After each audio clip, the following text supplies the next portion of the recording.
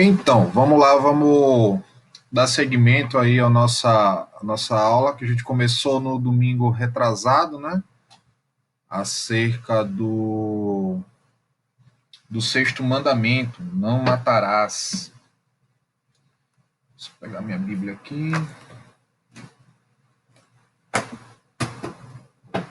Então vamos lá, nós estamos olhando aí para Êxodo capítulo 20, versículo 13.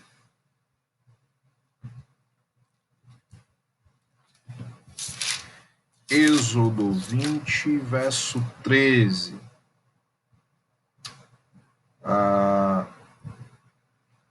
Mandamento bem curto, que vai dizer não mate, né? Ou em outras traduções, não matarás.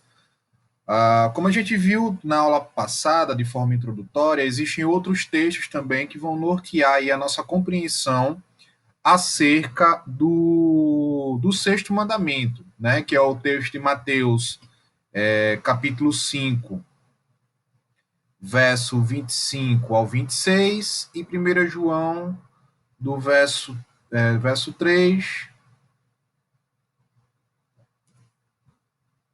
12, parte A, né? Botei aí. Então, como a gente falou de forma bem introdutória na aula passada, o sexto mandamento, o não matarás, ele é um mandamento que às vezes ele é mal compreendido, certo? A essência dele às vezes não é compreendida com clareza, né? O que significa essa questão do não matar, certo? Em que situações o sexto mandamento ele é aplicável e ele não é aplicável, certo? Como é que fica a questão do sexto mandamento e situações como, por exemplo, a eutanásia, a legítima defesa, a pena de morte, guerra, né? O que é que a Bíblia ela pontua acerca disso daí? Teve uma coisa que eu esqueci de mencionar na aula passada que é muito importante para a gente nortear não só a questão do sexto mandamento, mas também dos que virão depois. Por quê? O primeiro, o segundo, o terceiro e o quarto mandamento, eu posso dizer até o quinto mandamento, são mandamentos assim de ordem bem absoluta, certo? E que, de um certo sentido, eles não vão gerar tanto conflito ético para nós, certo? Em que sentido? Vamos lá. A gente tem os 4 primeiros mandamentos que eles vão tratar daquilo que eu falei que é a relação vertical, né? A nossa relação com Deus. Então, ali é bem claro aqueles mandamentos. Então, não terás outros deuses diante de ti, certo? Então, a Bíblia está ali de forma bem incisiva, bem absoluta, proibindo a idolatria, seja ela a qual nível for, né? Seja a idolatria a nível pagão ou a idolatria a nível de que a gente criou um ídolo no nosso coração, seja marido, mulher, filho, trabalho, estudo, enfim. Isso aí a gente viu lá no primeiro mandamento. O segundo mandamento também vai ser claro: não farás para ti imagens de escultura de outros deuses e tudo mais. Então, é bem incisivo também. Eu não posso fazer nenhuma representação visível de Deus, eu não posso tentar controlar o poder de Deus e tudo mais. Então, isso não gera conflito. O terceiro mandamento: não tomarás o nome do Senhor teu Deus em vão, nós também vimos, tá?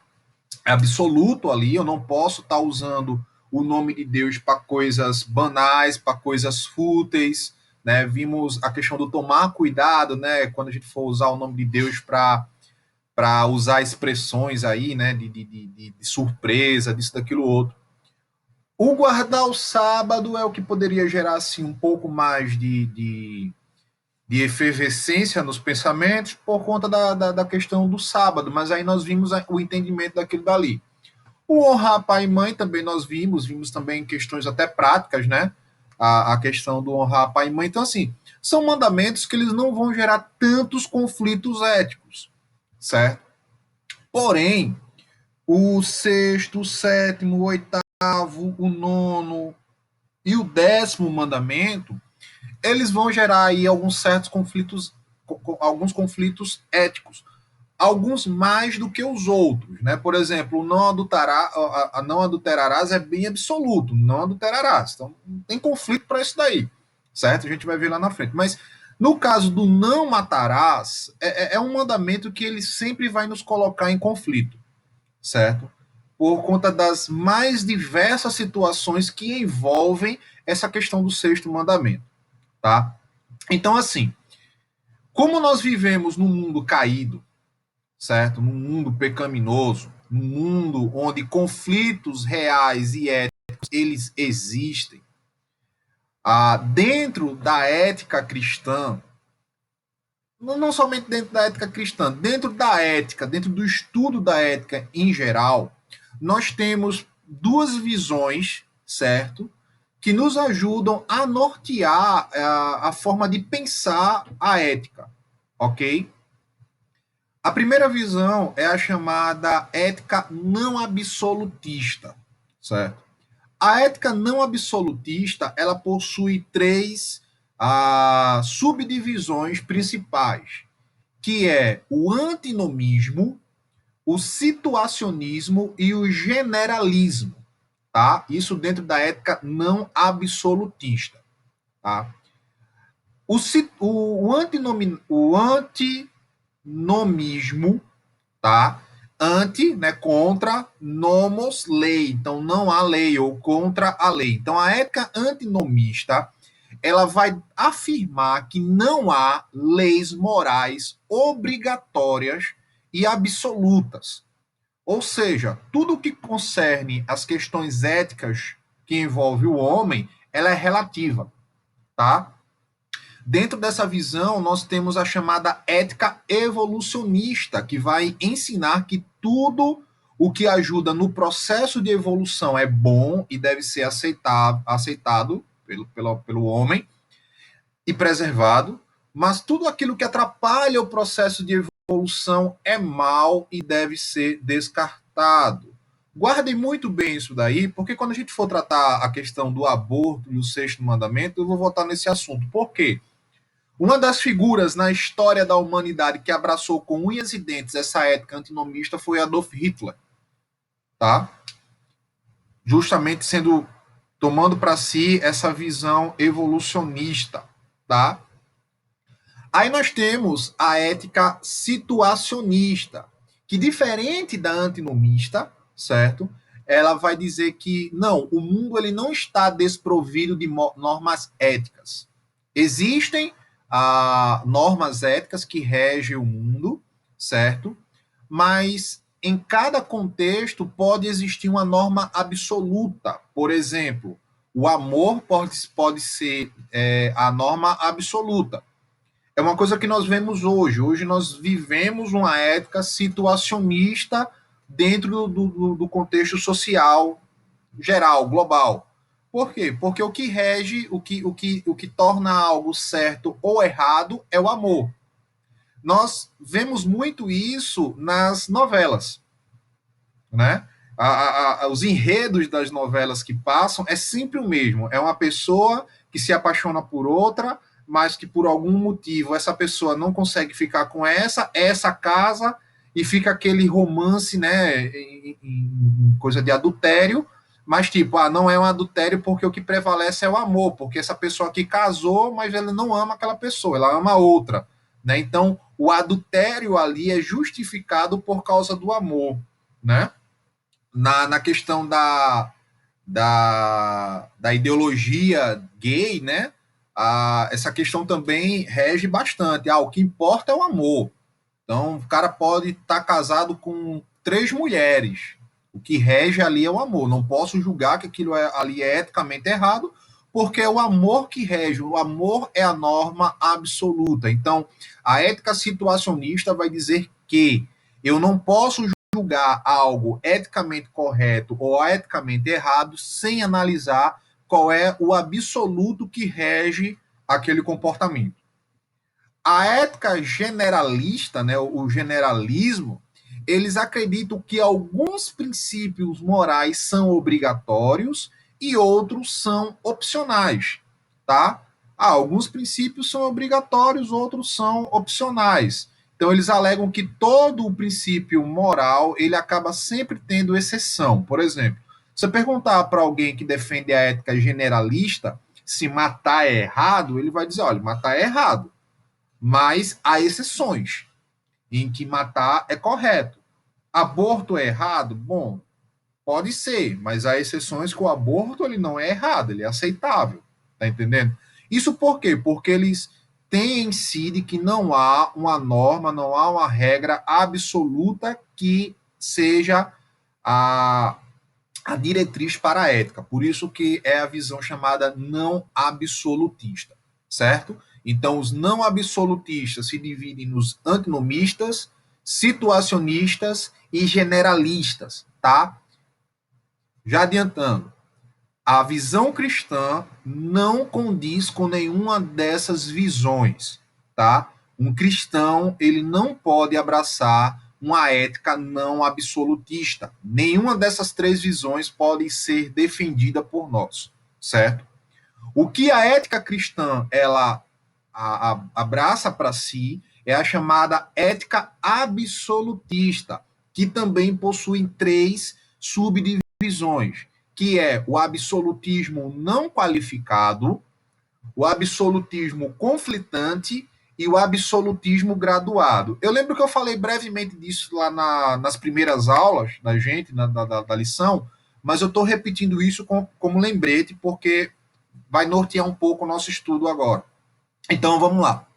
O absolutismo não qualificado, certo? Ele vai dizer que todos os conflitos morais que nós enfrentamos na nossa vida, eles são apenas aparentes, eles não são reais, tá? Então, todo e qualquer conflito ético que eu possa passar, certo? Ele pode ser evitado, de modo que eu não peque por causa disso daqui. O absolutista não qualificado ele vai dizer que os princípios morais eles nunca entram em conflito. Então não existe exceção. Por exemplo, para um teólogo ou um cristão que abraça o absolutismo não qualificado, ele vai dizer, por exemplo, que não existe essa questão de escolher o mal menor ou o mal maior, tá? Porque não existe um conflito real ali, certo? É sim ou não e acabou-se, tá? Então, é o que o absolutismo não qualificado vai dizer. Aí a gente tem o absolutismo conflitante. O absolutismo conflitante, ele vai admitir, sim, que existem conflitos reais, conflitos morais reais, tá? Mas que a pessoa ela será considerada culpada independente da decisão que ela tomar. Por exemplo, o absolutismo conflitante ele vai dizer o seguinte: olha, conflitos reais eles existem. Suponhamos que você está diante de uma decisão acerca do aborto. Qualquer que seja a sua decisão em relação a isto, você será culpado, tá? Deste pecado que você vai cometer. Então, se você cometeu aborto, você vai ser culpado por causa disso daí, independente da situação que envolva, seja porque foi vítima de um estupro, de um incesto, por causa de riscos à mãe, por aí vai, tá? E o absolutismo graduado, ele vai admitir também que os conflitos morais reais, eles existem, tá? Que eles acontecem, mas que o indivíduo ele é inocente, ou seja, ele não vai ser condenado pela escritura se ele escolher o bem maior em detrimento do mal menor, tá? Pegando um exemplo bem bobo aí, por exemplo, se eu tiver num conflito entre mentir e salvar a vida de uma pessoa e eu optar por mentir, a mentira é um mal menor em relação a ser culpado da morte de uma pessoa. Então, biblicamente, eu não serei condenado por causa disto daí, tá? Dentro da teologia, o absolutismo graduado é o que é o aceito de forma geral, tá? Pelos reformados, por toda a comunidade protestante, certo? Os grupos que abraçam ali o neocalvinismo ou neopuritanismo, eles vão ficar mais entre o absolutismo não qualificado e o absolutismo conflitante, certo? Então, mais à frente eu vou relembrar novamente isso, mas estejam sempre atentos a essa questão aí dessas visões éticas do absolutismo conflitante, do absolutismo graduado e do absolutismo não qualificado. Ok? Então vamos voltar aqui para o sexto mandamento. Então, nós vimos que, de acordo com o Catecismo Maior de Westminster, na pergunta 136, os pecados que são proibidos, tá? Os que são proibidos no sexto mandamento é tirar a nossa vida ou a de outra pessoa, exceto nos casos de justiça pública, ou seja, pena de morte, tá? Execução pelo Estado, guerra legítima, a gente vai ver essa questão de guerra, ou defesa necessária, questão da autodefesa. Nós vamos ver de forma um pouco mais minuciosa esses três pontos aí. A negligência ou a retirada de meios lícitos ou necessários para a preservação da vida. Então, morte por negligência é uma quebra do sexto mandamento, tá? Botei aí no chat a pergunta o Catecismo de Westminster, para quem quiser anotar, deixar salvo aí. Ira pecaminosa, ódio, inveja, desejo de vingança, todas as paixões excessivas e cuidados demasiados também é uma quebra do sexto mandamento. O uso imoderado da comida, bebida, trabalho e recreios. Então, isso também é quebra do sexto mandamento. Palavras provocadoras, opressão, contenda, espancamento, ferimentos e tudo o que tende à destruição da vida de alguém é quebra do sexto mandamento. Então, diversos pecados que podem cometer, causar algum mal à vida, seja nossa ou do próximo, é quebra do sexto mandamento, certo? Então, nós vimos também na aula passada que a pergunta que nós devemos fazer quando nós olhamos para o sexto mandamento é: o que significa matar aqui no sexto mandamento? Então, nós vimos que a tradução do próprio verbo não matarás gera dúvida, né? Porque não matarás é muito geral, tá? Não matarás, sim, não matarás, tá? Beleza. A melhor tradução seria não assassinarás, por causa do verbo ratash, né? Que está ligado ao ato de assassinar alguém de forma premeditada como um vingador. Ou seja, o sexto mandamento, ele proíbe matar alguém de forma ilegal, ilegítima, certo? Lembrando que o verbo aí, ele nunca é usado para a questão de abate de animais, tá?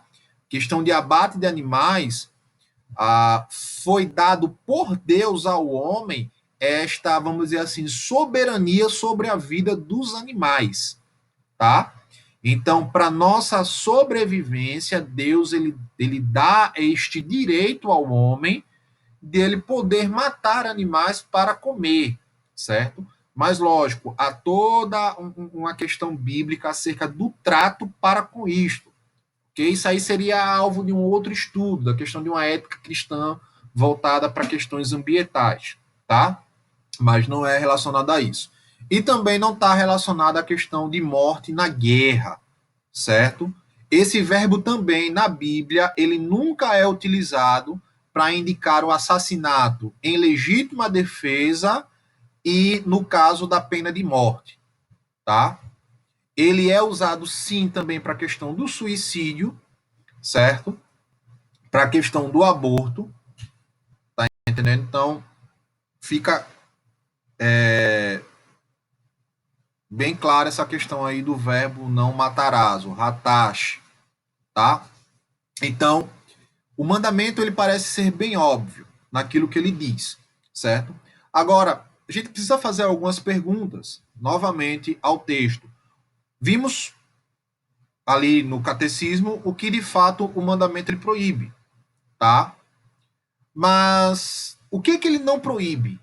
E quais são as implicações teológicas em torno do mandamento? Nós vamos ver também o que ele proíbe, tá? Aquelas proibições ali de forma mais explícita. Mas vamos lá. Primeiro, o que o sexto mandamento ele não proíbe? E quais são as implicações teológicas ali? Bom, o sexto mandamento ele vai proibir tirar a vida de um inocente de forma ilegítima, certo? Interessante que quando a gente olha para o Antigo Testamento, principalmente depois do capítulo 20 de Êxodo, que é quando há toda aquela parte mais explicativa acerca dos 10 mandamentos, a gente vai ver que quando alguém ele cometia um crime de assassinato ou ele provocava a morte de alguém de forma por causa de alguma irresponsabilidade, essa pessoa ela podia fugir ou para o tabernáculo, tá? Posteriormente o templo, certo? É como se o templo ou o tabernáculo ele fosse um lugar neutro ali, certo? Ele tivesse uma proteção do Estado ali. Ou ele poderia fugir para as chamadas cidades refúgios. Por quê? Porque no Antigo Testamento, as famílias, como era um sistema tribal, um sistema patriarcado, as famílias, os parentes, eles agiam como juiz, como vingadores de sangue, tá? Quando alguém era assassinado. Então, a família da vítima é que aplicava a pena de morte no ofensor, certo? Então essa pessoa ela podia se esconder nessa cidade de refúgio, enquanto havia ali toda a análise acerca do crime, se foi intencional, se não foi, se foi acidental, se não foi, se podia ser evitado, se não podia, até que os juízes, os anciãos, eles aplicassem ali a pena. O sexto mandamento ele também não proíbe a questão da autodefesa, tá? Abra comigo aí Êxodo capítulo 22.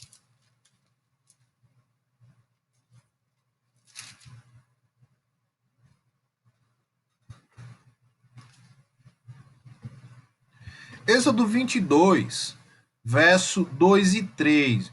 Veja o que diz aí.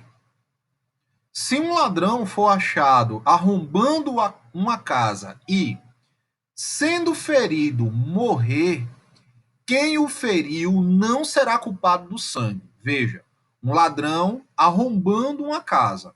Aí o dono da casa vê e mata o ladrão, tá? O dono da casa ele não vai ser culpado da morte desse ladrão. Porém, veja, existe um porém. Se já havia sol quando isto aconteceu, quem o feriu será culpado de sangue. O ladrão deverá fazer restituição total. Se não tiver com que pagar, será vendido por seu furto. Se aquilo que roubou for achado vivo em seu poder, seja boi, jumento ou ovelha, pagará o dobro. Então veja que o porém aqui em relação à legítima defesa é o seguinte: se for sol, ou seja, se o ato, se o ladrão ele entrou durante o dia, ou seja, durante o dia tem como você ver o que está acontecendo ali. Então, a recomendação da lei era o seguinte: tendo condições de evitar um conflito a ponto de matar o invasor, evite, tá? Mas se for de noite, que você não tá vendo, você não sabe se o cara tá armado, se não tá, para proteger a sua vida, a vida da sua família, a vida da sua propriedade, você pode ferir aquele invasor ali sem ser culpado daquele crime. Ou seja, se o crime tivesse sendo ocorrido pelo dia e a pessoa fosse capaz de discernir se era preciso matar ou não, certo? Se ele visse lá, eu posso tô vendo o que está acontecendo aqui, eu posso não matar o cara, só posso, tipo, ameaçar ele e mandar ele embora, certo? Beleza, tranquilo. Mas ainda assim eu mato o cara, então eu sou culpado daquilo dali. Mas se está sendo de noite, eu não estou conseguindo ver nada ali, então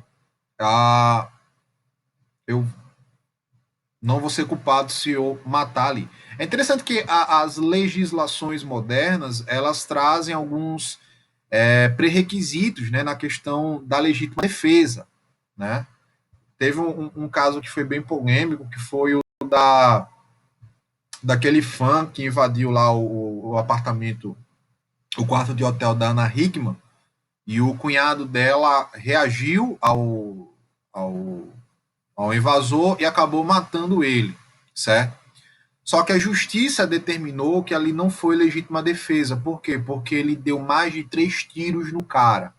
Né? Mais de 3 tiros atingiram o cara. Então, parece que para a lei, legítima defesa,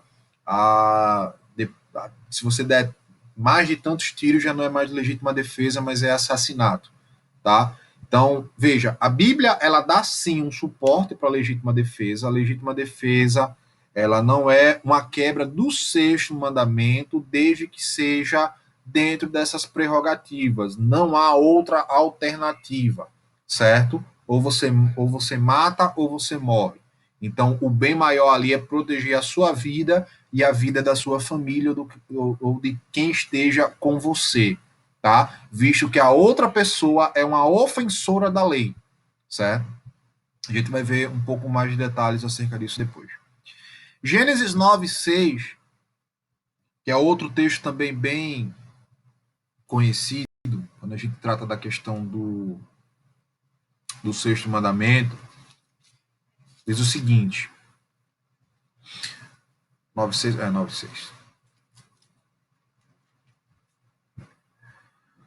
Se alguém derramar o sangue de uma pessoa, o sangue dele será derramado por outra, porque Deus fez o ser humano segundo a sua imagem. Então, Gênesis 6, 9, 6, vemos que a pena capital, ou seja, a pena de morte, ela também não é uma violação do sexto mandamento, tá?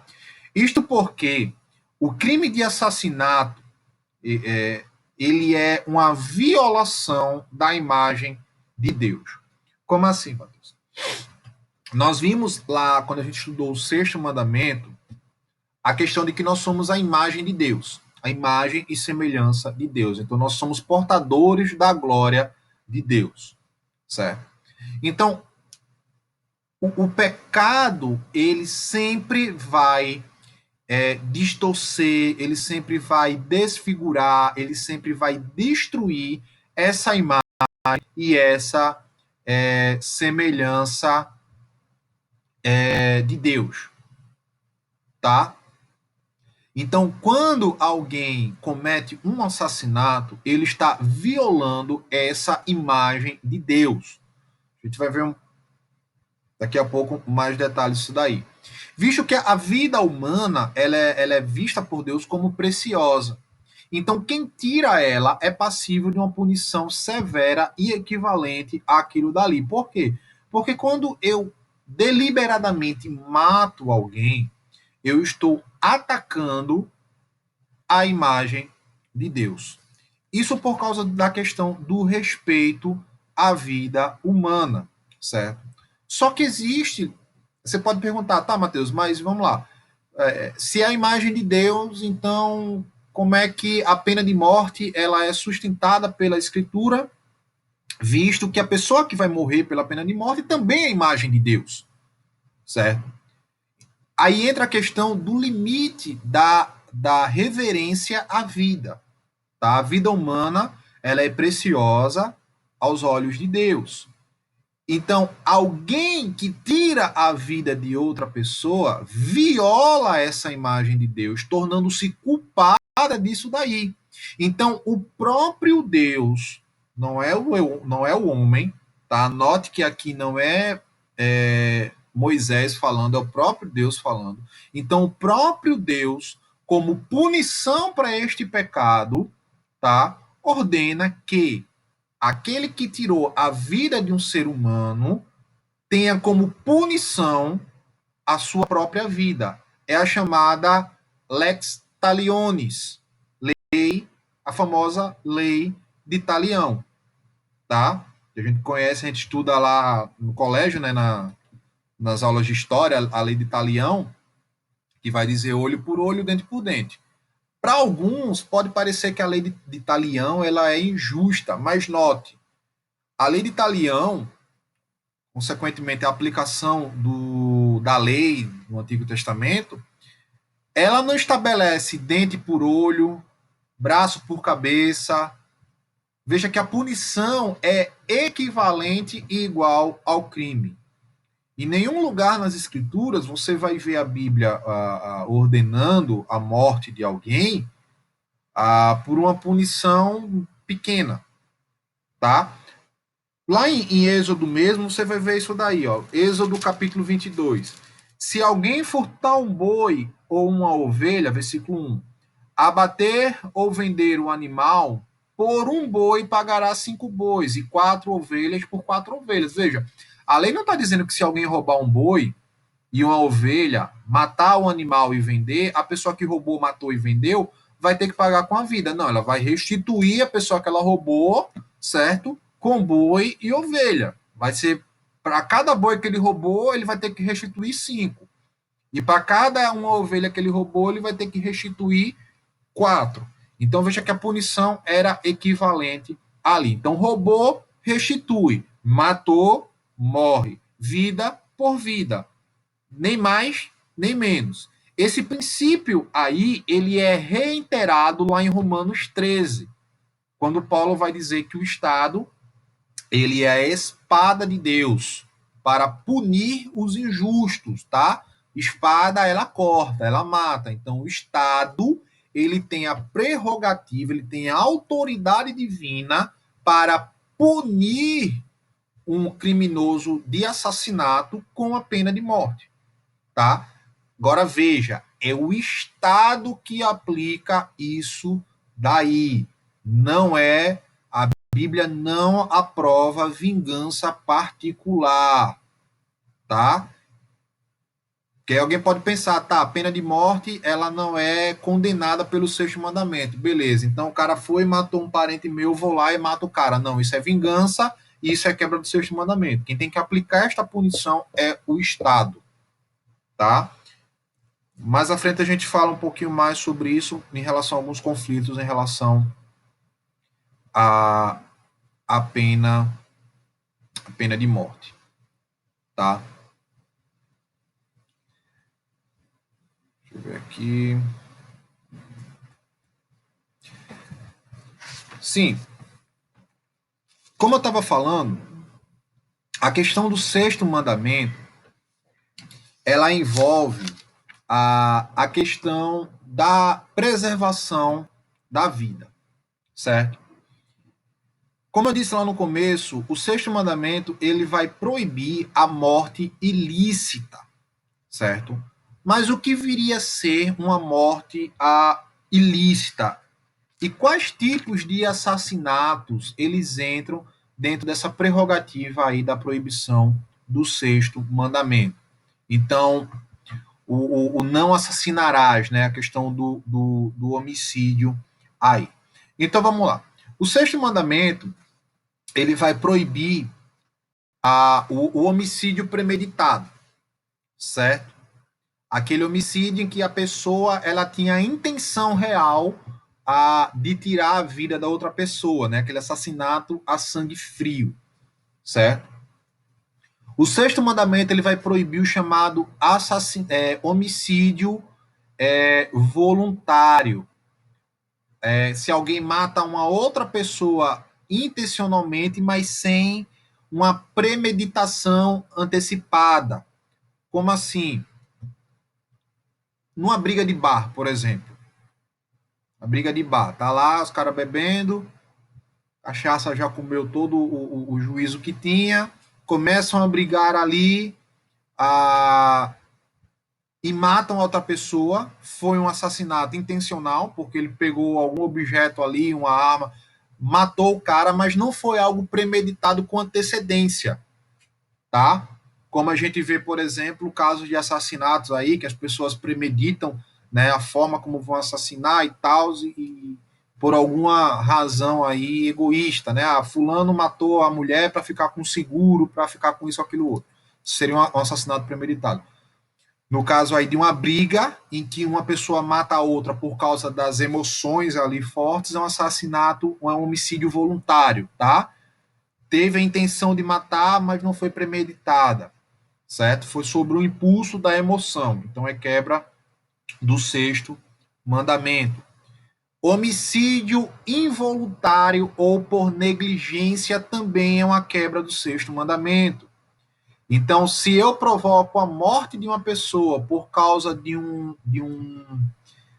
negligência minha, eu estou quebrando o sexto mandamento. Vamos lá, vamos supor, vamos pegar um exemplo aqui. Um próprio exemplo bíblico mesmo. Lá em Êxodo vai falar de que, cadê? Êxodo 22.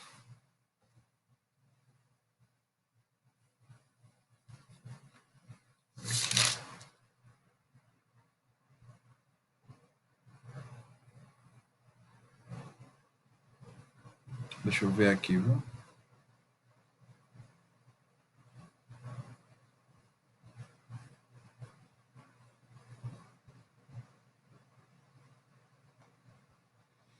Deixa eu ver se eu acho aqui. Deixa que eu perdi.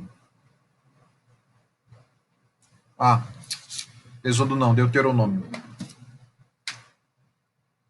Deuteronômio, capítulo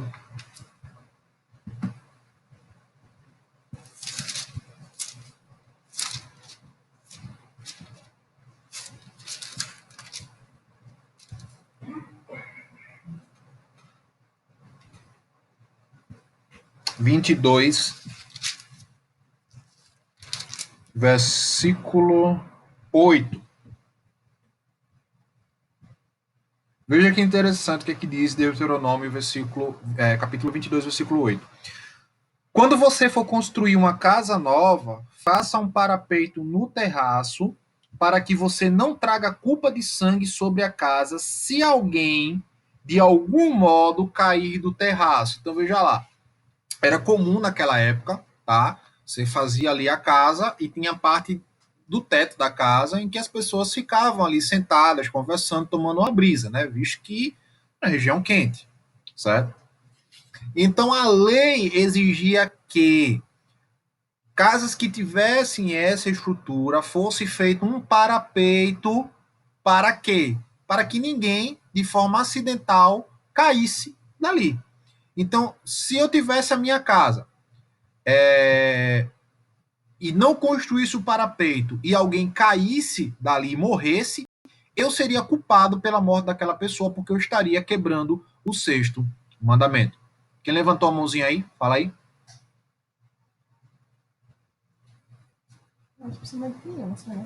Uhum. Sim, ó. Eu não sei se você já assistiu o filme O Último Homem. Não, Ele não, fala de uma história. Não, né? não. Que ele fala de uma história verídica do homem que serviu na guerra, né? Cuidando dos feridos. Sim, Nesse momento que ele estava em guerra, ele não queria usar nenhuma arma. Justamente por causa desse mandamento, né? Não matarás. E isso. acabou que, além de não usar arma, né? Estando em guerra, ele também conseguiu salvar vários colegas dele. Eu acho interessante assim, né? Que mesmo ele estando de forma legítima, né? Podendo usar a arma, ele escolheu a opção de não usar, né? E mesmo assim Uhum. Deus o ajudou, né? Isso. A salvar os companheiros. Uhum. Isso, exatamente. A gente vai falar mais à frente sobre essa questão aí também, né? Então, veja, o homicídio involuntário por negligência é uma quebra do sexto mandamento, tá? Sempre que houver uma falta de cuidado e essa falta de cuidado ela resulte na morte de uma pessoa, essa pessoa ela será culpada. Tem outro texto aqui também que é muito interessante. Veja, dessa questão do homicídio involuntário.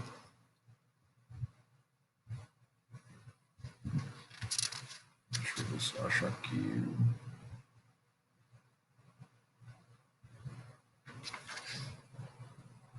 Agora em Êxodo,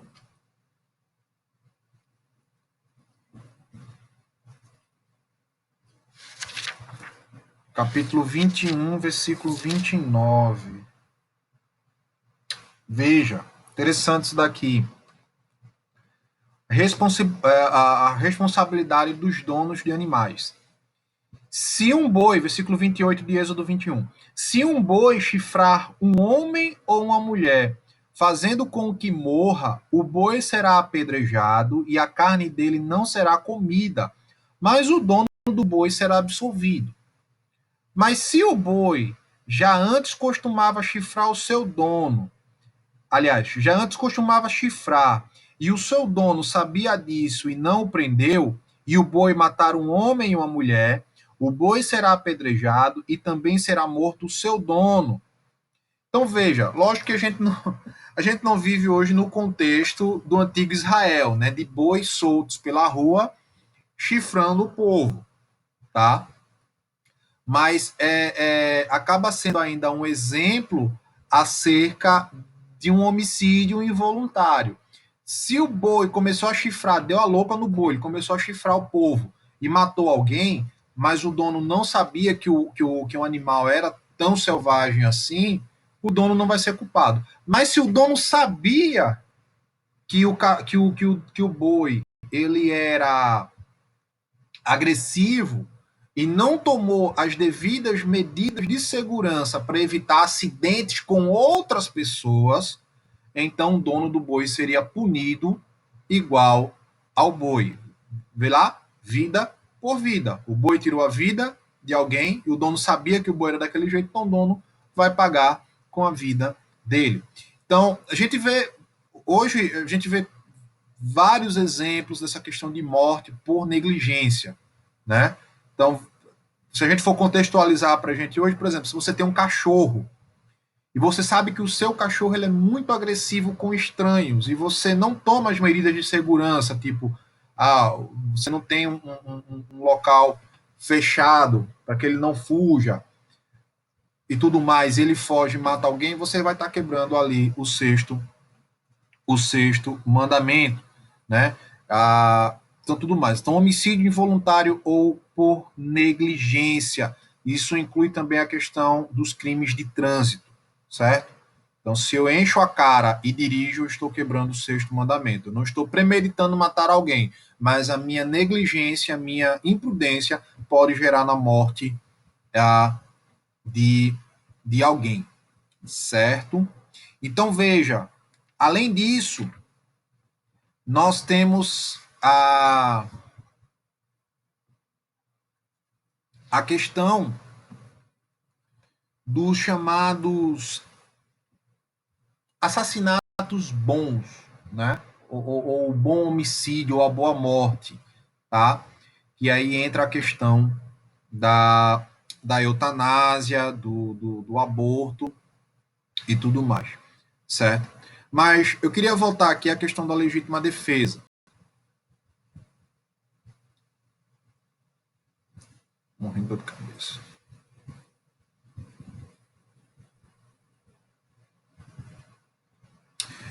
Em relação à legítima defesa, aliás, a legítima defesa não, buguei agora. Pena de morte. Em relação à questão da pena de morte,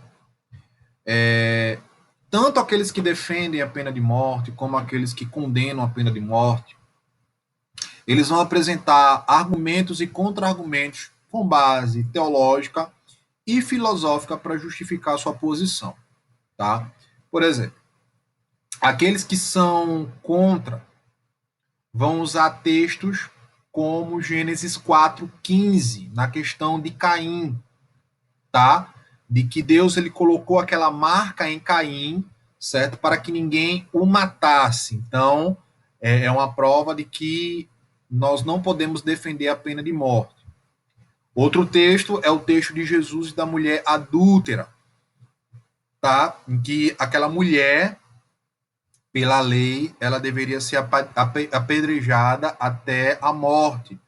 Mas Jesus ali, ele vai e contorna a situação, fazendo com que ninguém a matasse. Então, Jesus ele não é a favor da pena de morte.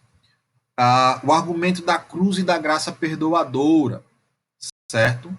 Então, todos esses argumentos teológicos que defendem a extinção da pena de morte afirmam que também não se pode excluir por completo a possibilidade de um erro judicial, tá? Pegando o exemplo da mulher adúltera, alguns podem questionar, tá? Veja, se Jesus permitisse que aquela mulher ali ela fosse apedrejada até a morte, ele estaria cometendo uma injustiça. Por quê? Porque a, a, aquele adultério ali, vamos dizer, ele foi forjado pelos doutores da lei, certo? Para pegar Jesus. Como assim forjado? Quer dizer que a mulher não estava em adultério? Sim, ela estava em adultério, mas cadê o homem? A lei dizia que os dois deveriam ser apedrejados. E a Jesus foi só apresentado a mulher.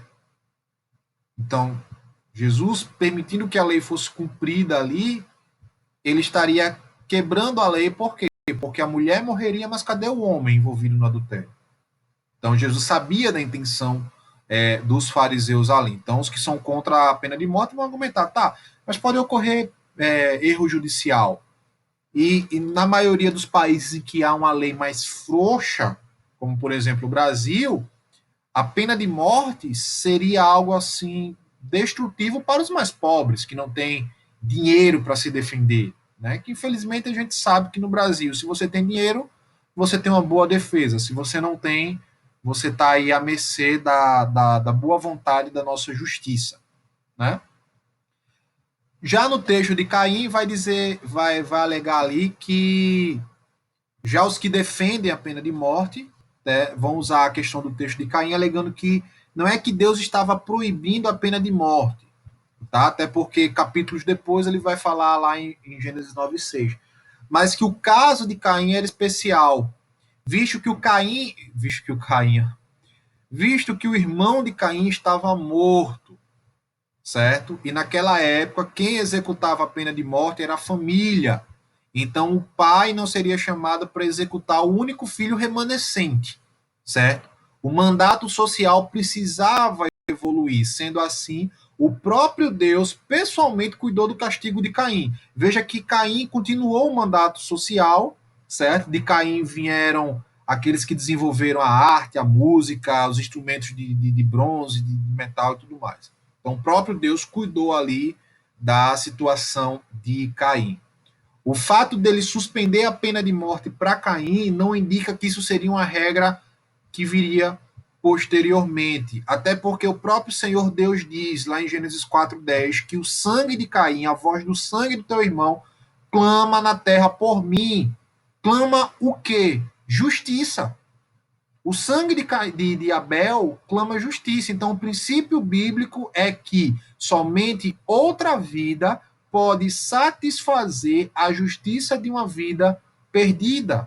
Tá? Isso é um princípio que está lá em Levítico 17:11, Hebreus 9:22. Mateus, por que Deus abençoou Caim mesmo depois disso? Por causa da graça comum, Davi. Existe uma doutrina dentro da teologia reformada chamada graça comum. O que é a graça comum? É a graça de Deus manifesta em todos os homens, sejam eles crentes ou não, certo? E que ela ajuda vamos dizer assim, no desenvolvimento do plano redentivo de Deus, tá? Então, essa bênção de Caim foi mediante a graça comum, tá? Veja que ali a gente estava nos primórdios da humanidade. Você tinha Adão, tinha Eva, Abel e Caim, tá? Então já não tinha mais Abel, então só havia um filho ali, certo? Então era necessário que Caim ele permanecesse vivo ainda, para que o mandato social ele continuasse a se desenvolver. Então a gente vai ver claramente a questão da graça comum lá no capítulo 4, quando vai falar dos descendentes de Caim. Nesse primeiro momento aqui, os descendentes de Caim derivam de uma relação de incesto, tá, gente? Tipo, consequentemente, alguma irmã de Caim, certo? Isso não era visto como pecado nesse primeiro momento aí, até porque a civilização ela estava se desenvolvendo. Aí você vai ver lá no versículo 19 que vai falar dos descendentes dele, que eles vão desenvolver ali o gado, né? Jabal é o pai dos que habitam, entendem e possuem gado, ou seja, o desenvolvimento da agropecuária. A Jubal foi o pai dos que tocam harpa e flauta, ou seja, o desenvolvimento da música, da parte cultural. Tubal-Caim foi artífice de todo instrumento cortante, bronze e de ferro, certo? Ou seja, parte de instrumentação, de armas, então foi Tubal-Caim. Então, tudo isso foi por causa da graça comum, certo? A gente vê a graça comum, Davi, hoje, por exemplo, nos cientistas, a biomedicina, pessoas que desenvolvem vacinas, são todas elas cristãs? Não. Mas existe esse resquício da Imago Dei que permite que elas desenvolvam o mandato cultural e o mandato social a ponto de trazer benefícios para a humanidade no geral, certo? Então, por isso que a gente vê essa aparente bênção aí sobre Caim, tá? Mas a graça comum ela serve também de juízo para estes, tá? Porque é mais uma prerrogativa para que nenhum deles diga eu não conhecia a Deus. Ficou claro aí, Davi? Deu para entender?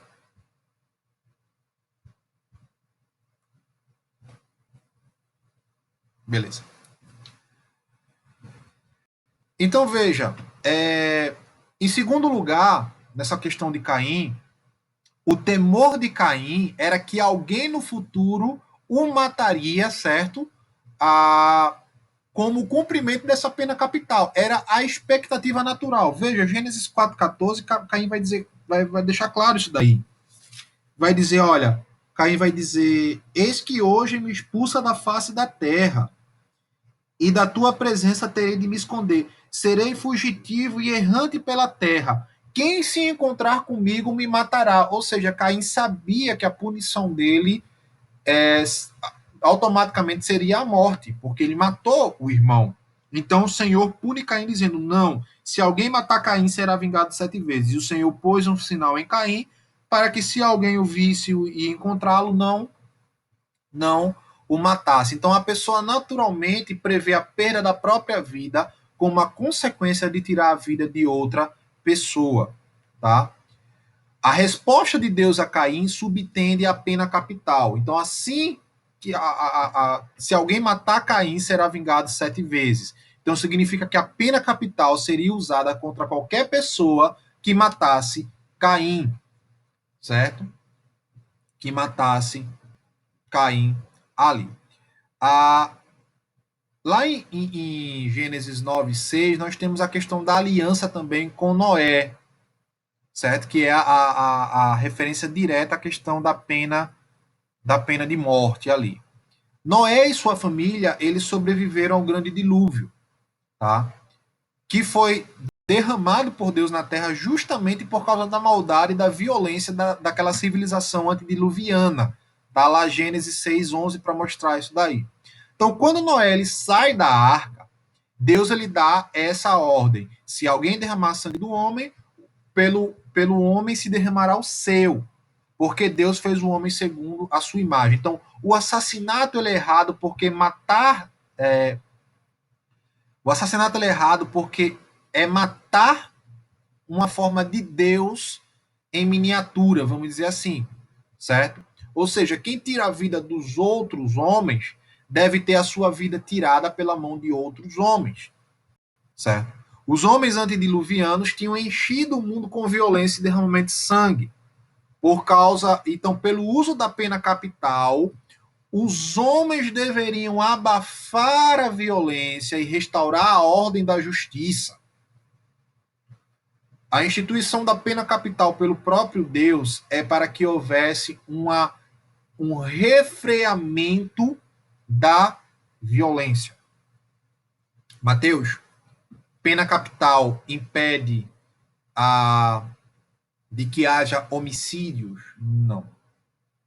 Mas refreia. Pegue países ou estados de alguns países, por exemplo, Estados Unidos. Nem todo o continente americano, norte-americano, todos os Estados Unidos, são a favor da pena de morte. Cada estado é livre, certo, para abraçar ou não no seu sistema penal a pena capital. Pegue, por exemplo, os países em que a pena capital ela é permitida e compare os índices de homicídio com os estados em que a pena de morte ela não é permitida. Você vai ver que a diferença ela é gritante. Por quê? Porque o camarada sabe que se ele matar alguém e ele for julgado por isso, ele consequentemente vai estar no corredor da morte. Então isso refreia. Veja que lá em Romanos 13, a espada na mão do Estado é para o quê? Refrear o mal.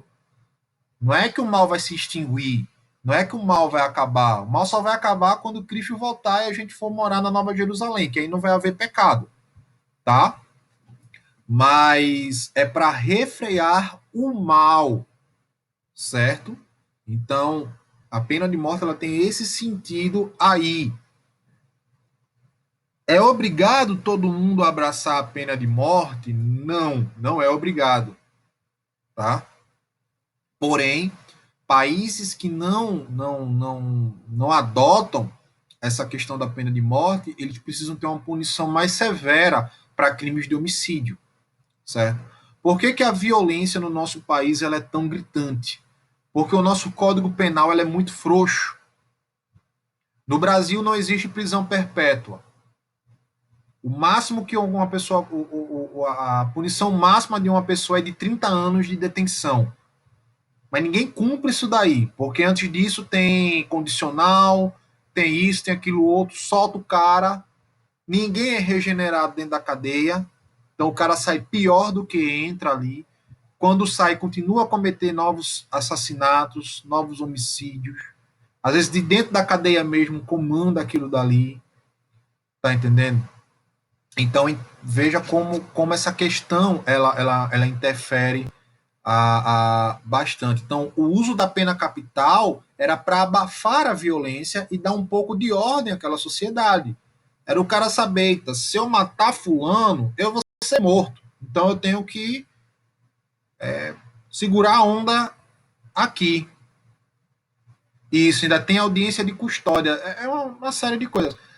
E, infelizmente, gente, a nossa Constituição ela é frouxa porque ela não se baseia em valores e princípios cristãos. Se a gente for olhar a Constituição americana, por que a Constituição americana ela garante mais direitos ao indivíduo do que ao Estado? Porque ela foi alicerçada sobre princípios e valores cristãos. Não que ela seja 100% cristã, tá? Mas quando a gente vê a construção da América do Norte, nós vamos ver que os primeiros que chegaram ali e construíram eram puritanos, eram reformados, tá? Então, quer queira, quer não, os valores e os princípios do cristianismo estão enraigados ali na sociedade, certo? E a nossa não é. A nossa não é. Então, por isso que a gente tem um sistema penal muito frouxo, muito permissivo, vamos dizer assim. E fora a corrupção em cada sistema do país, né? Isso nem se fala. Essa semana eu li uma reportagem de uma mulher que teve por 2 vezes a liberdade dela negada pelo, pela Justiça de São Paulo, porque ela roubou 2 pacotes de miojo e uma Coca-Cola no supermercado, que dava um valor de R$ 20, mais ou menos. Roubar é errado? É errado. Ela cometeu um crime em roubar. Mesmo diante da circunstância que ela roubou, que era para alimentar os filhos, uma necessidade de desespero. Mas, poxa, você negar a liberdade de uma pessoa que roubou 2 miojos e uma Coca-Cola e conceder liberdade e ainda isentar de crimes um político que roubou milhões de uma nação num considerado esquema de corrupção maior da história do país, é um negócio de envergonhar qualquer um. Eu acho que até Satanás fica envergonhado de ver um negócio desse, né? Você vê o Lula inocentado de todos os crimes, né? O juiz que o condenou agora é culpado por ter julgado ele. E uma mulher que rouba 2 miojos e uma Coca-Cola tem a liberdade negada. Entende? Então, é um único conflito. Infelizmente, nós não somos, nós não temos um sistema pautado em valores e princípios cristãos. Tá? Então, veja que os que alegam que são contra a pena de morte vão, vão, vão, vão falar que a pena de morte ela é contrária ao sexto mandamento, certo? Porém, no próprio Novo Testamento, a gente vê casos de pena de morte, como, por exemplo, o caso de Ananias e Safira, que foram condenados à morte pelas palavras apostólicas de Pedro. Pedro ali representava a voz de Deus, certo? Eles pecaram contra o Espírito Santo, eles pecaram contra a igreja estava nos primórdios ali, ela não poderia surgir já com aquela mácula. Estevão e Tiago, eles também foram um exemplo da pena capital, certo? Que mostra o poder justamente dos magistrados em aplicar essa pena capital, certo? Lógico, ali a gente vê uma aplicação de uma pena capital injusta, tá? Mas você vê que quem aplica a pena capital é os magistrados, não é o povo em si que busca vingança ali por conta própria, tá? Paulo vai ensinar sobre isso lá em Romanos 13, certo? As autoridades têm a espada em mãos para proteger a vida, então o uso da espada é para o bem da sociedade, tá? E note que Paulo ele fala isso no contexto romano, gente. O romano não era o governo romano não era um governo divino, não, tá? Lembre-se que Roma depois ela promulga aí uma perseguição sanguinária aos cristãos, tá? Então, a questão é que a pena de morte ela não deve ser empregada indiscriminadamente, entendeu? Então, a pena capital ela sempre vai ser um assunto polêmico. Sendo você a favor ou contra a pena capital, você jamais vai poder dizer que a Bíblia ela é contra esta proibição, tá? Então, o sexto mandamento, ele não proíbe a pena capital. A pena capital, ela é sustentada por um valor bíblico atemporal, tá? Por que que é atemporal? Porque quando Deus ele institui a pena capital, foi antes da lei. Gênesis 9:6 não havia a lei de Moisés. Então, sem essa de que a pena capital ela foi extinguida porque Jesus aboliu a lei. Primeiro que Jesus não aboliu a lei, tá? Segundo que a pena capital ela foi instituída pelo próprio Deus antes da lei de Moisés. Segundo, ela se tornou um padrão absoluto em várias outras culturas, porque isso foi ensinado e isso foi propagado entre elas, tá, gente? Então, pena capital não é quebra do sexto mandamento. Ela é permitida pelas escrituras desde que seja aplicada de forma justa, correta, com todos os princípios de equidade pelo Estado, tá? Pelo Estado, não por mim, não por você, pelo Estado, certo?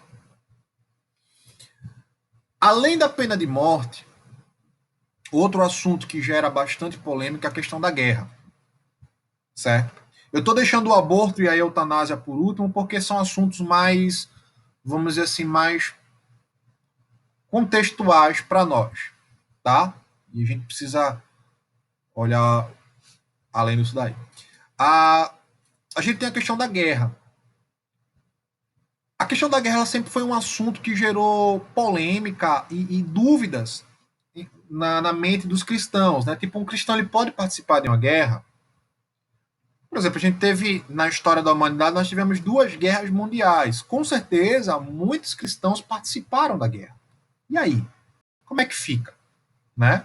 Como eu falei na aula passada, quando nós, os homens aqui no Brasil, eles são obrigados a se alistar, né? Mesmo que você seja dispensado, tem lá na sua reservista, em caso de guerra, comparecer imediatamente ao quartel militar mais próximo.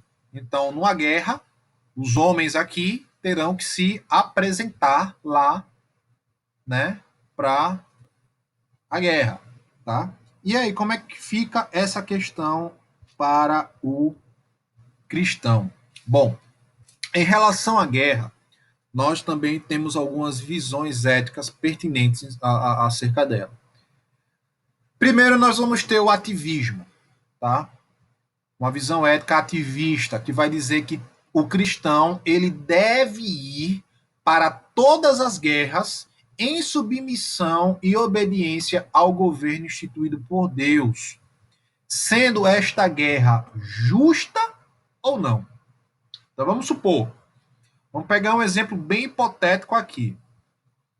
Aí o Brasil, ele declara, Bolsonaro dá doida lá em Bolsonaro, e ele declara guerra a todos os países socialistas da América do Sul, tá? Sem mais nem menos. Declarei guerra. Quem imita direitinho é Matheus Araújo, né? A voz de Bolsonaro. Declarei guerra contra todos os países socialistas. Vamos acabar com o socialismo na América do Sul, tá ok? Bom, o ativista, ele vai dizer que o cristão, ele pode e deve aí participar dessa guerra em obediência ao seu governo, independente se essa guerra ela é justa ou não. Eu não tô aí no meu, eu não tenho envergadura moral para definir se essa guerra é justa ou não. Fui convocado para a guerra, vou lá pegar o meu rifle da década de 80 da Segunda Guerra Mundial lá e vou me embora para a guerra, acabar com os vermelhinhos, né? Acabar com o comunismo na América do Sul. Então, o ativista ele vai dizer isso daí, tá? Segundo, nós temos os pacifistas, tá? Que vai dizer que o homem cristão ele nunca deve participar de guerras, seja ela justa ou não. Ele deve poupar a vida dos outros e ele deve ver toda a guerra como uma violação do sexto mandamento. Então vamos lá, vamos pegar o mesmo exemplo aí. Então vamos supor que a, a Venezuela declara guerra ao Brasil. Tá? O Brasil aí, as ideias de Bolsonaro estão atrapalhando aí o desenvolvimento do socialismo na Venezuela. O Nicolás Maduro lá tá irado com Bolsonaro e declara guerra ao Brasil.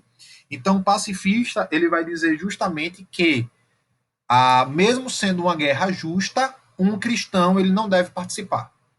Por quê? Porque a guerra é uma violação do sexto mandamento. Só que dentro do pacifismo, nós temos o chamado pacifismo absoluto, certo? Que é o chamado pacifismo filosófico, que ele vai defender que qualquer que seja a situação, a questão envolvida no assunto de guerra, um homem jamais deve reagir fisicamente com violência a outro, tá?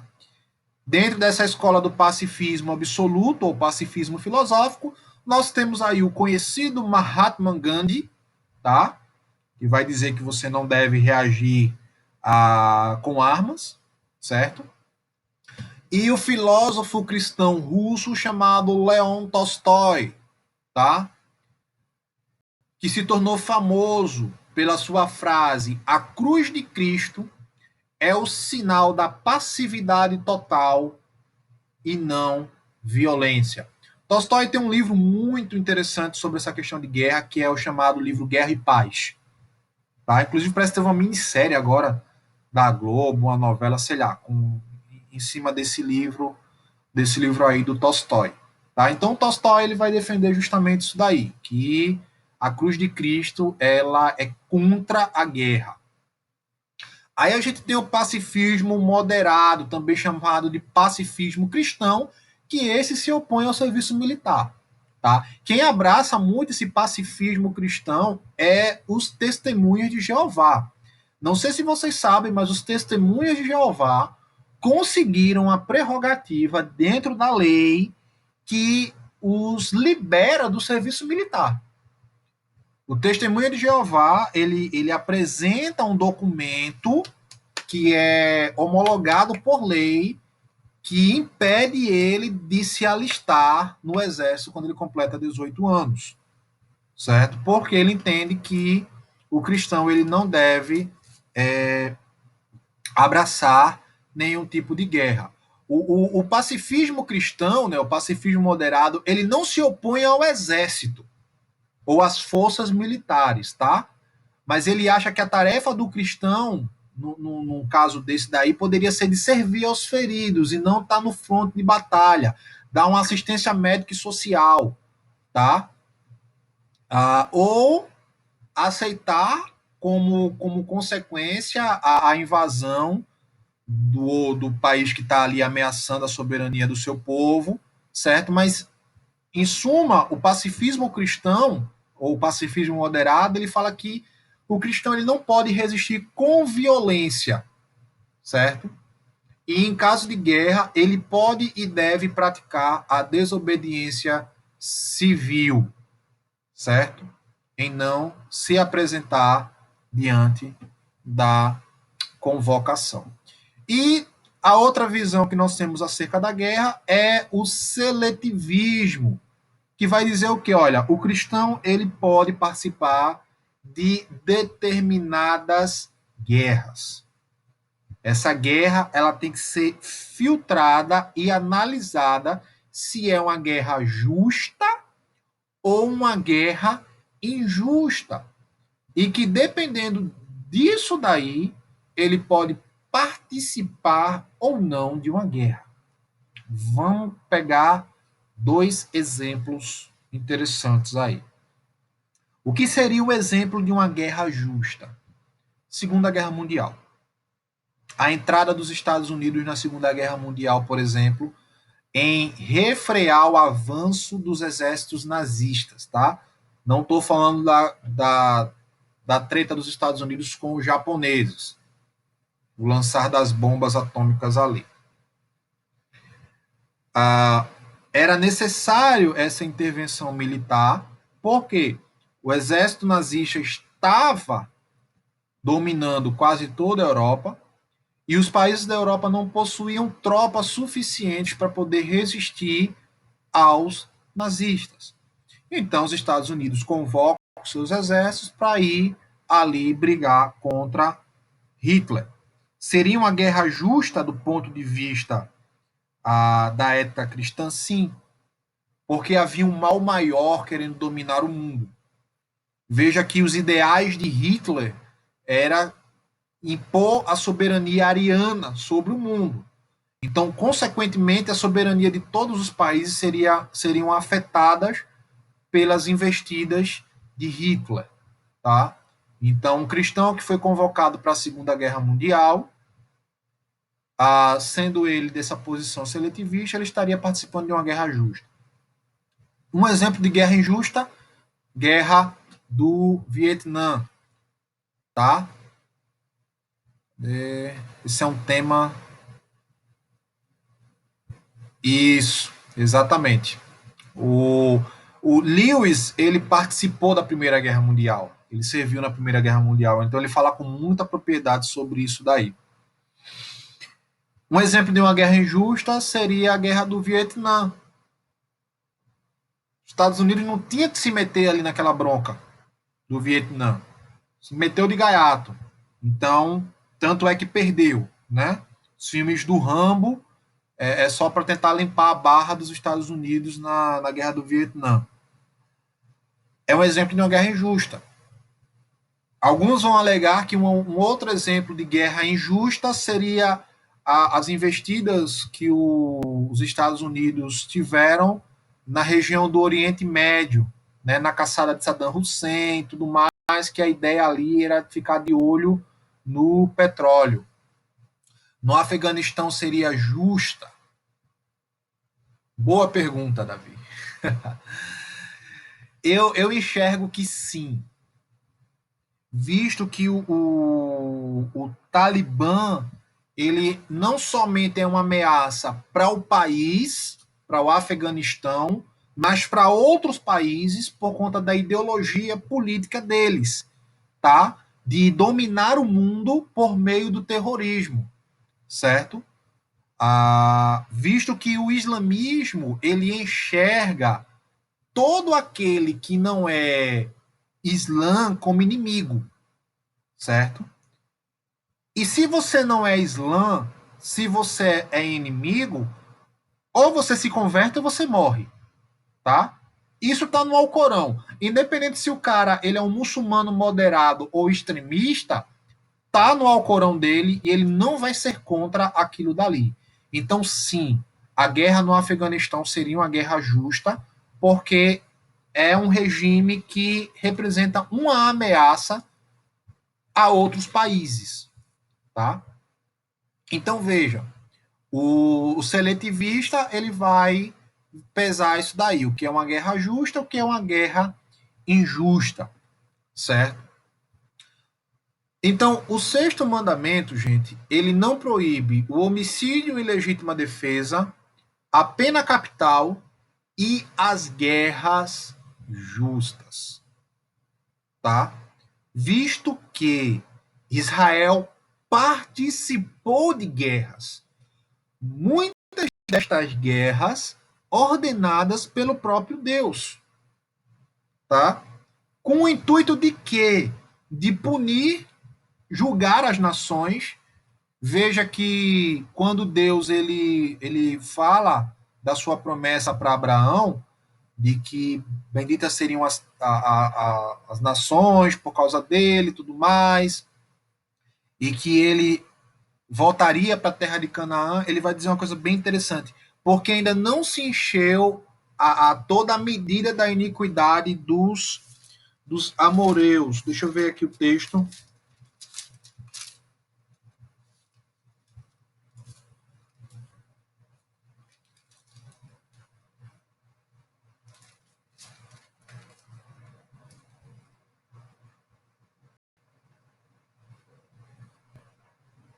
De sua aliança com Abraão. Gênesis capítulo 15.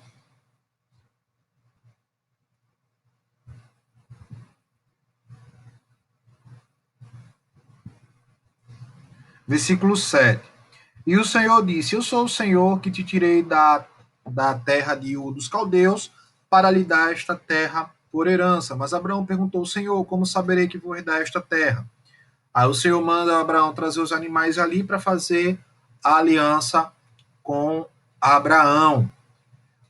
Versículo 13. E então disse o Senhor: Fique sabendo com certeza de que a sua posteridade será peregrina em terra alheia, será reduzida à escravidão e será afligida durante 400 anos. Isso aqui acontece lá no período de Êxodo.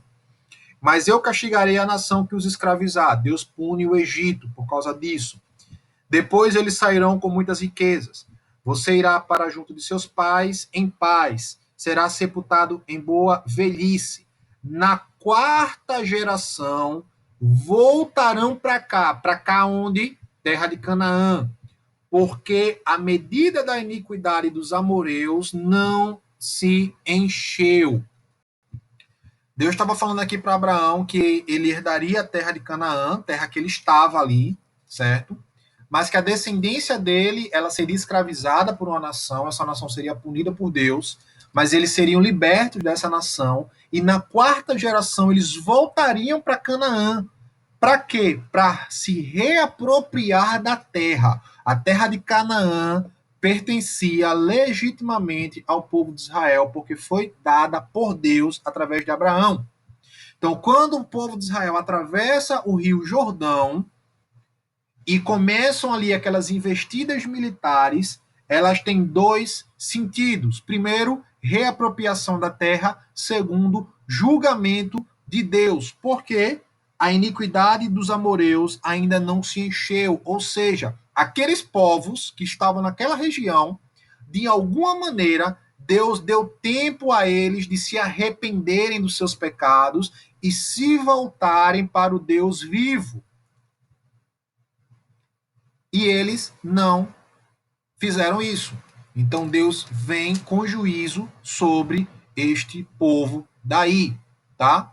Então, no decorrer da história de Israel, várias outras nações começam a investir contra a nação de Israel, contra a soberania do Estado. Então Deus ele ordena sempre que o povo esteja ali em embate de guerra. Tá? Então veja que não é uma quebra do sexto mandamento, porque são guerras justas, certo? Justas. Ali. Então, o sexto mandamento ele não proíbe isso daí. Ok? Essa questão de guerra é uma questão que gera uma aula à parte, né? Porque existe alguns outros detalhes pequenininhos dentro da guerra, né? O que fazer, o que não fazer, que é tortura de guerra, essas coisas todas aí, certo? Depois a gente pensa aí tipo em um workshop só para tratar desses conflitos éticos aí com mais profundidade, certo?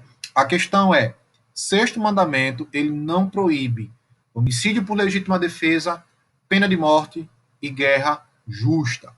Ele vai proibir o homicídio premeditado com intenção de matar, o não premeditado, o homicídio por imprudência ou involuntário, certo? Então são esses homicídios que o sexto mandamento ele proíbe.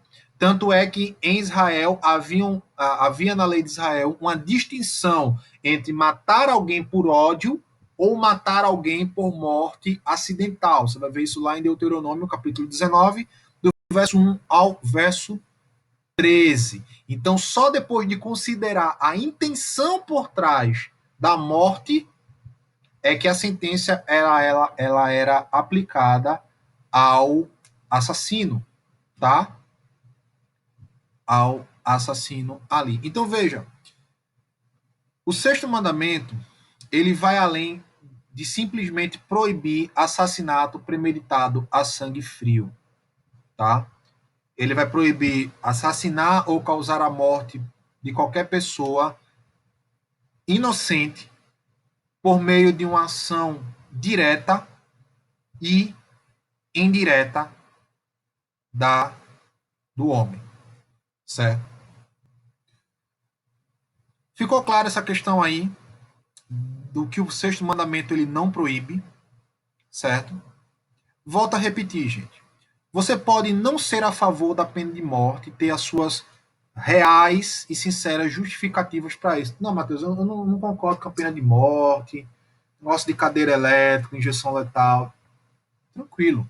A Bíblia não vai te condenar pelo fato de você ser contra a pena de morte, certo?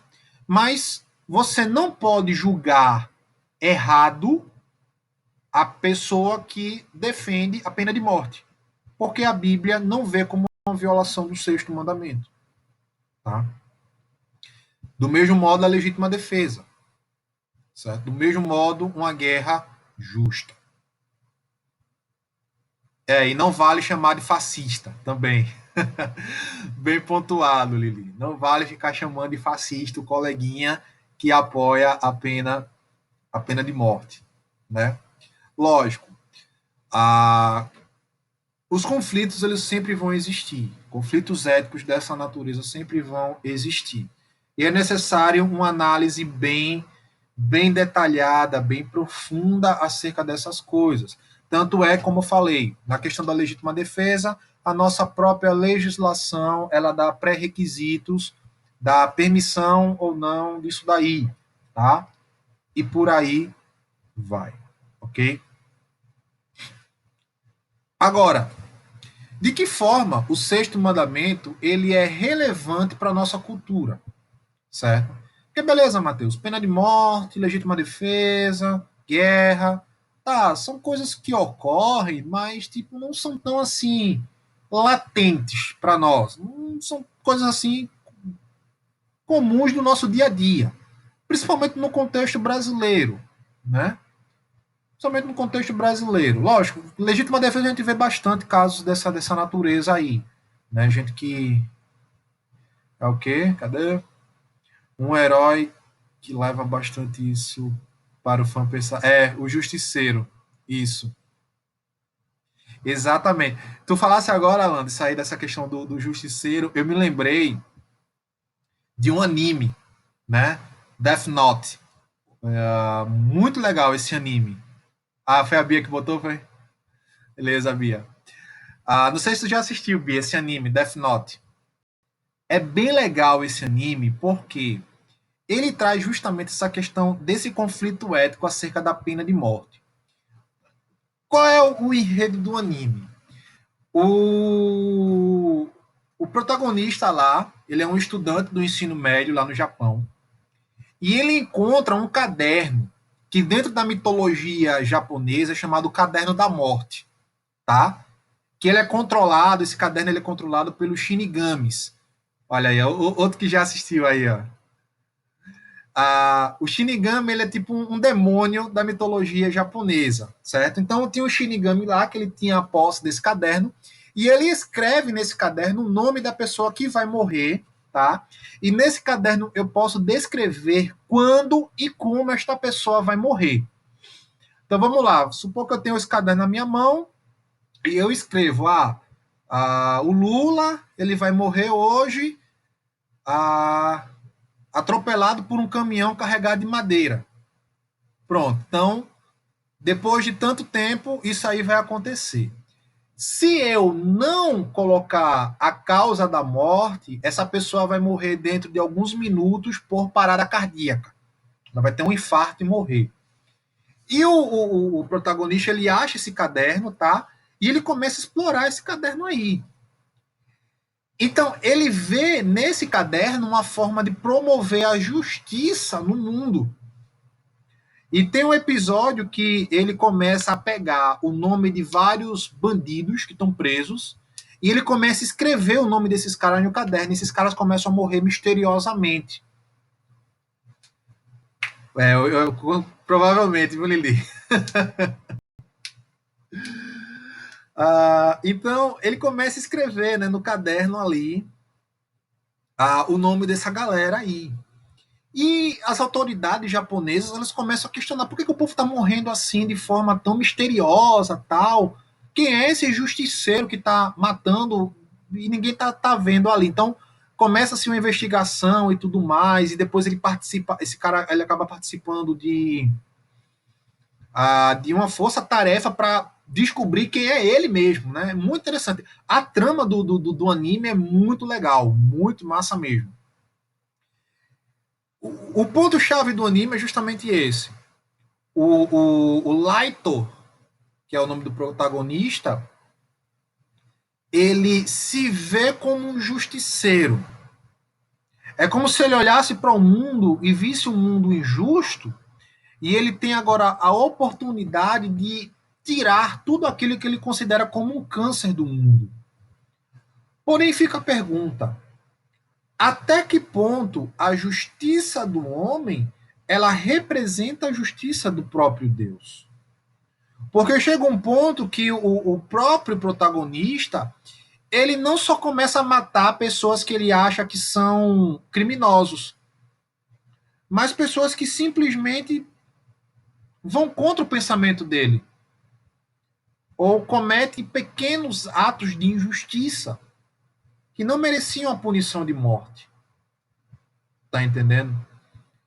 Então, essas coisas servem para a gente refletir a questão do debate acerca do sexto mandamento, acerca da questão do pena de morte, de vingança, entendeu?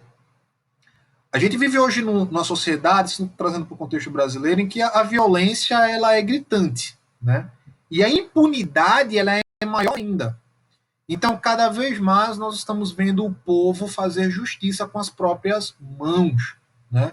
Não raro a gente vê reportagem de populares que pegaram um bandido, espancaram o cara até o cara morrer, ou deixaram o cara inconsciente lá. Bom, por mais que o lado do velho homem se alegre com isso, em ver a justiça de alguma maneira sendo aplicada, como cristãos nós não podemos comungar de tais práticas, tá? De tais práticas. A vingança pessoal, ela é proibida pela Bíblia e ela é uma quebra do sexto mandamento, certo? Seja ela em que nível for. Então, eu participar de um espancamento coletivo é uma quebra do sexto mandamento. Seja ele físico, seja ele psicológico ou emocional, como tem acontecido nas redes sociais.